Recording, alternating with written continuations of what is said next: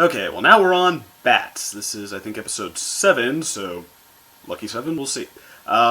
Applejack is really excited at the beginning in this cute little sequence because it's applebuck season again, and I think that's the first time we've heard it's applebuck season since the first time it came around too, so that suggests that all of this is exactly 1 year later once again. So I don't know. But, okay, so, yeah. Cute sequence, she's all excited, she's counting down the seconds until the sun rises, and yeah, then when it does, she jumps for joy, starts kicking apples off the trees, frolicking in the fields, but then she realizes that all of the apples are totally mushy and whatnot, and then she looks up and she sees vampire fruit bats sucking the juice out of them, because we've already established she has fruit bats in the orchard, but they stay in one part of the West Wing or whatever they said. Vampire fruit bats do not. So, okay, she's in trouble here. And, okay, there actually are such a thing as vampire bats, which actually do drink blood. Not like a vampire does, granted, but, okay, still, I mean, so, I don't know, I guess this episode just thought that was a little too intense, but, well, especially, okay, the apples need to be the problem here anyway, so, okay, she summons all the friends, tells them she really needs their help, hunting them out. Fluttershy is inclined to stand up for them a little, but Applejack is especially not willing to listen because she's growing incredibly huge apples, so big it's causing the tree to lean over, but she's not getting Discord's help this time, and it's just doing this all, the family's done this all on their own to win some kind of produce contest, so, okay, it's the plot device of the week, basically, but, yeah, she really wants to protect that, so she's really does not trust these vampire bats, and, okay, so Fluttershy tries to talk to them. They seem like they kind of brush her off. They just spit seeds in her direction. So, okay, then they actually launch into a debate song where, yeah, Applejack starts going on about how scary they are, and, yeah, Fluttershy tries to make points in their favor that, you know, how explaining nature's equilibrium and how vampire fruit bats fit into it by spitting seeds that grow into perfectly productive apple trees, and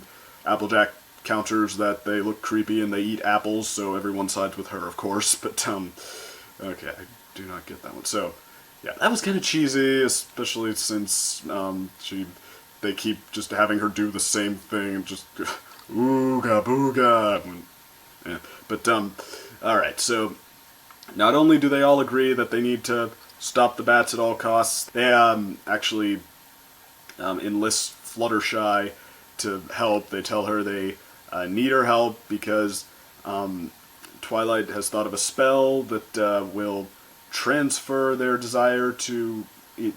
Well, actually, it's supposed to just get rid of it, but transfer we'll see in a second. But, okay, they need the fruit bat's attention to do this, and so they want Fluttershy to use her stare, and after being pressured by the friends with the stories about how they had an infestation before and they ran low on apples, and so there was no apple cider, which Rainbow Dash starts having a very deliberate and exaggerated freak out about. But, okay, so, yeah, Fluttershy eventually agrees. Twilight, having not learned her lesson from the Parasprites, uses the spell, and it transfers the bat's desire onto Fluttershy, so the next day, Applejack discovers that somebody has eaten all of her apples again, but, you know, the friends, they don't know about the transfer, so they don't know who, and then the next night they have a stakeout to catch whoever is sucking the apples now that the bats don't have the desire to do it anymore, and they, well, of course, they bring Fluttershy along, but she disappears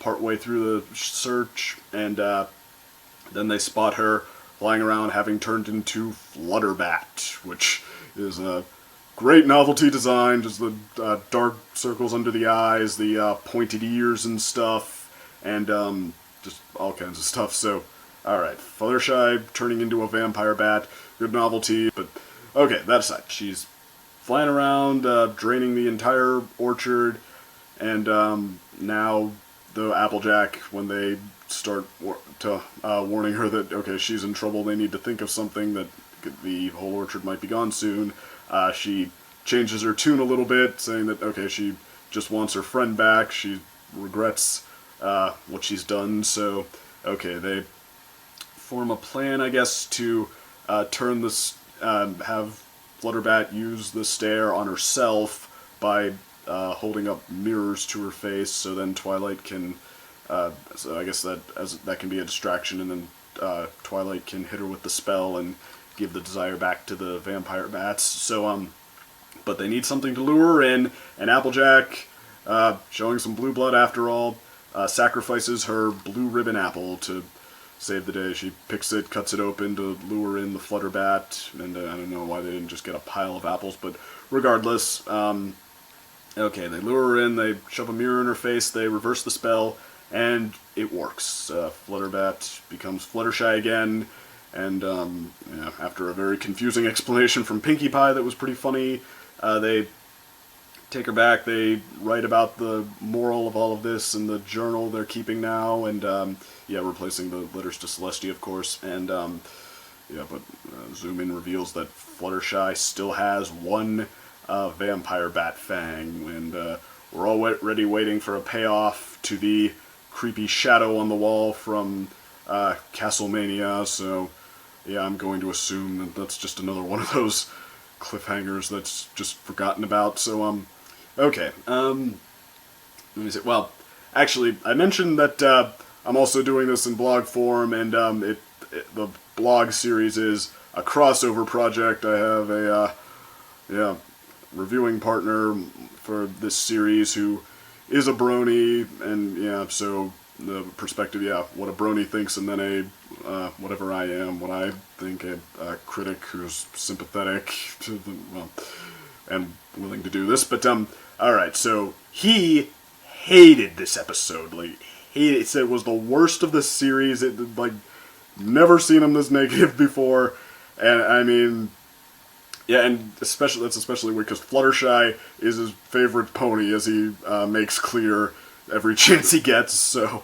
okay, but I think that actually worked against him, because of everyone just, pressuring her, and, sort of teaming up on her with the song and stuff, I think that worked against him here, so, okay, he, at the end of the review, when it came time for the opinion, he just hated it with a burning passion, so that was an interesting experience for me to be the good cop here, kind of reining it in, but I say good cop, though, and not good guy, not the hero here, because I still also think that this episode does have some serious flaws, its approach to this message, I guess, is, well, I mean, I have no idea how divisive this episode is. I've gotten some hints that it might be. I mean, I've had people saying it's great, and obviously at least this one guy, I know he said it was terrible, but I don't know. But okay, there is a message here that I guess could be potentially divisive. The respect for nature before animals, and not trying short-term solutions that are harmful to them. And, okay, so I guess you could kind of say it's an environmental message, and, I don't have a problem with that, in and of itself, and I don't buy into the arguments from those who do, saying that, it's preachy, or kind of like the Doug Walker thing, that, it's usually not subtle enough, 'cause as harsh as this is, I think that's usually code for, I just don't want to hear it very much, but, saying it's preachy or whatever, I think it's just one of those messages that makes certain people with certain interests defensive, and and nobody, because you get messages a lot of messages that nobody goes after for being preachy, that nobody ironically said that VeggieTales was preachy, and as they shouldn't, because if you have a message, you think you could do some good, then okay, it's your right to weave it into the story, to make an argument for it, to potentially do some good, because there's a lot of concerns that only some people know about, and the responsibility of people who know about it to lay it on, do some good. But that said, that doesn't mean that just having a message means you're entitled to credit for it, and I think that this particular one did not handle it very well. It was we obviously, I don't think there's a lot of intelligence to any of it, but okay, on Fluttershy's side at least, she can't be accused of taking stupid pills. What she said, it makes sense. It's a basic argument you'd here for this, but we never really get into just like how it weighs against the consequences of using it, or just, I mean, yeah, exactly, like, or just because certain short-term solutions are bad, why this is still the best one, or why you can still afford to do it. Just very basic, very cut and dry, straightforward. So, okay, like, not a ton of intelligence behind her point. Applejack, she sang an Ooga Booga song and everybody sided with her. That was pretty cheesy, and just the idea that everybody would rally behind that, and just, I mean, and it, especially since just the song and stuff, the way they present it, it's just like so forced, so hitting you over the head with it. It comes across like she's being really fear-mongering, which, and that's pretty forced, I guess. Well, that's annoying to be fear-mongering, and being fear-mongering itself, you might need to confront that, but I mean, that's not what they do. That's just like what she uses, and everybody buys into that. Like, it just works, and it's like, okay, no, the idea that it works just like that, it's again kind of cut and dry. It's not very convincing. So, okay, I guess you get it there. And as a consequence, because that's the story they're going for, some of the characters also suffer. I mean, everyone who's not a star here besides Rainbow Dash was fine, but yeah, Rainbow Dash was pretty.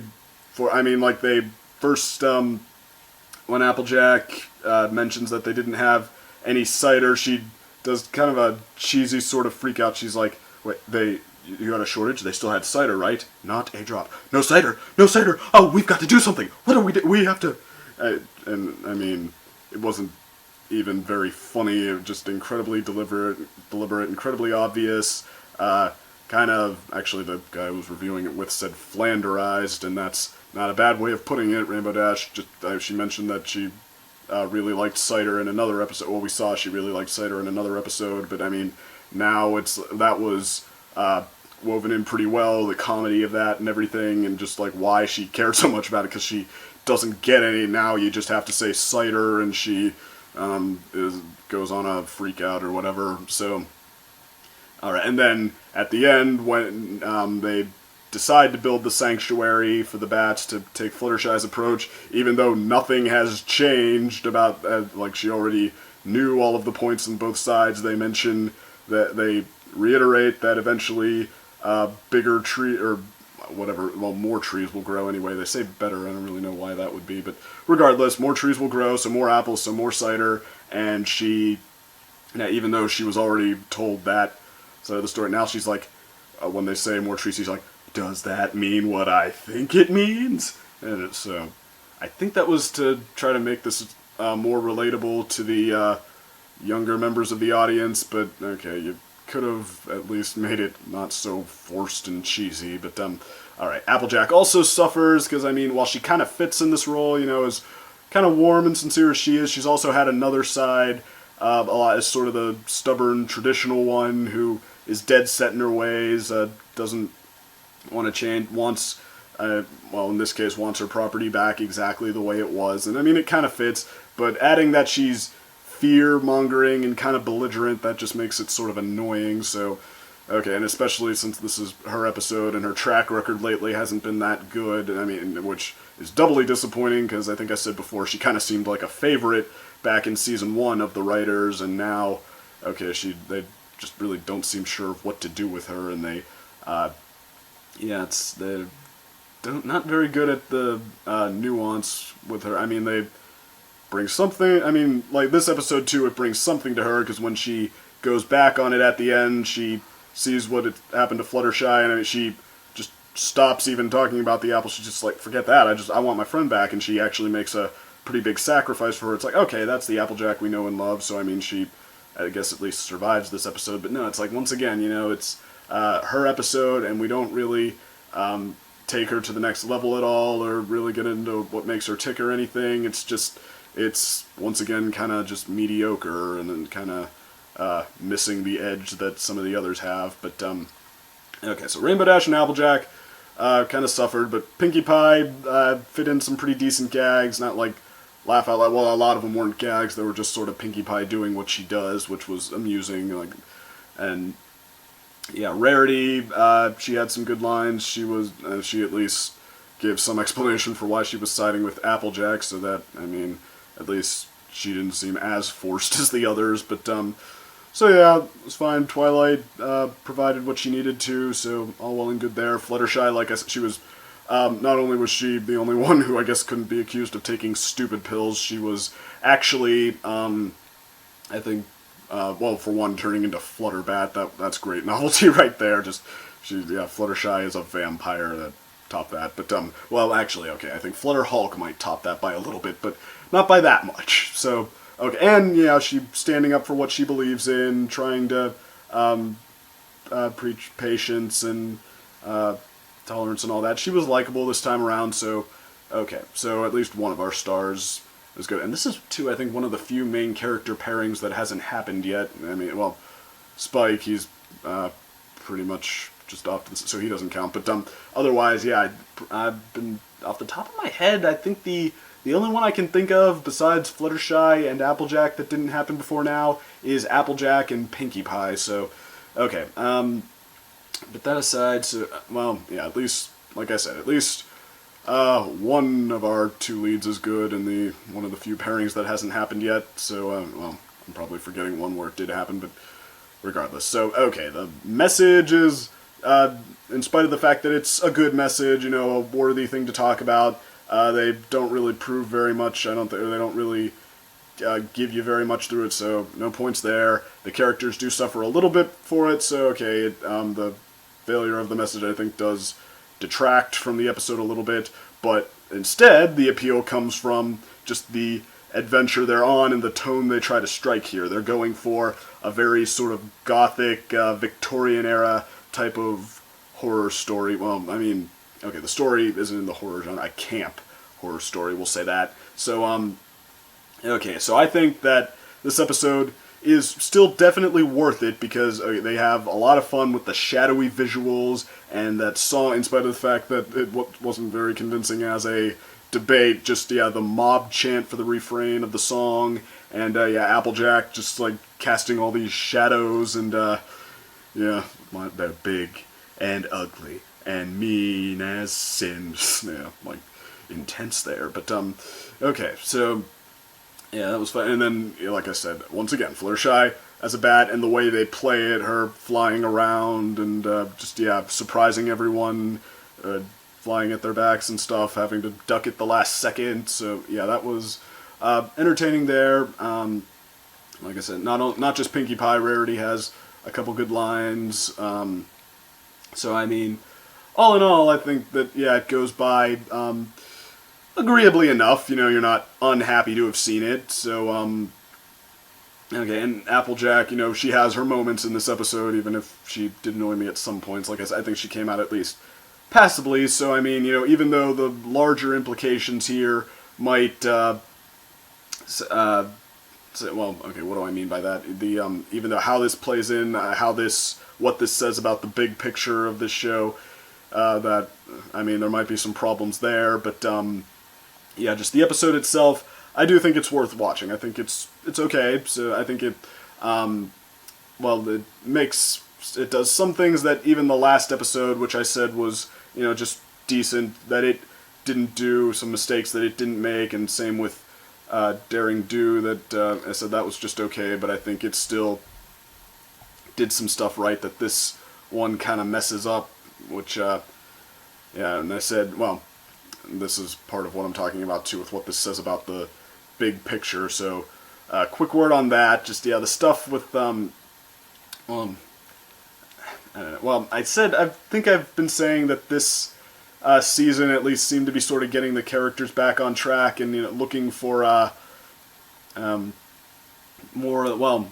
stories it could tell based on their perspective, what they would do. Just the appeal it had in the first place, essentially, and just, maybe taking some time to get back in gear with that. I said they came pretty close with Flight to the Finish, which it was, well, better than a lot of the episodes that did that from seasons 1 and 2. But, okay, this episode, though, kind of starts to make some of those old mistakes again. Like I said, The story, I mean, it didn't really dive very deep into the story it was trying to tell, and it didn't try to alter how it unfolded. It didn't really seem to think very much about how the personalities of the characters would affect how it unfolds, because instead it sort of forces Applejack into a role just a few degrees north of what we've usually seen her do. So against that, the Rainbow Dash, of course, she's a little bit out of place, and I mean, I don't know, it doesn't seem like it's working very hard to leave you with something that you didn't have before. I mean, yeah, that's okay. It's starting to seem like it's losing sight again of just how to really make it a lot of fun. It seems like it's getting a little clumsy, a little out of shape with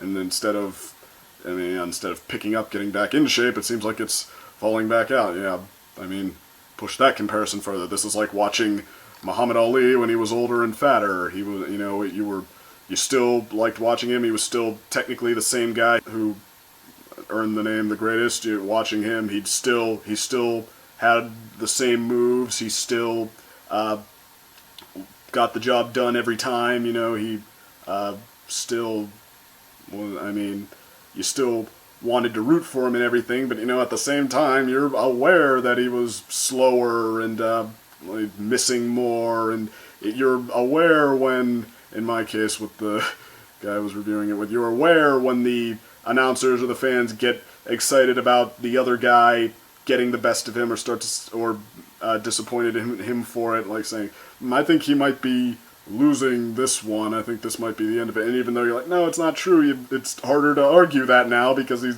not doing it he's not being as convincing as he was before. So I don't know, I mean, I'll leave it at that. I mean, I won't say whether I think that's actually going to be the case or not yet, so I don't know. But okay, just as what you should take away from this episode, at least on its own, is that it's okay, it's worth watching. So we're still okay. We've still only had one episode that I even said was neutral there. I haven't had any nay votes so far, no pun intended, nay votes. But alright, so the next one is Rarity Takes Manhattan. So first Rarity episode in even 2 seasons, I think, by now. So okay, we'll see how that turns out.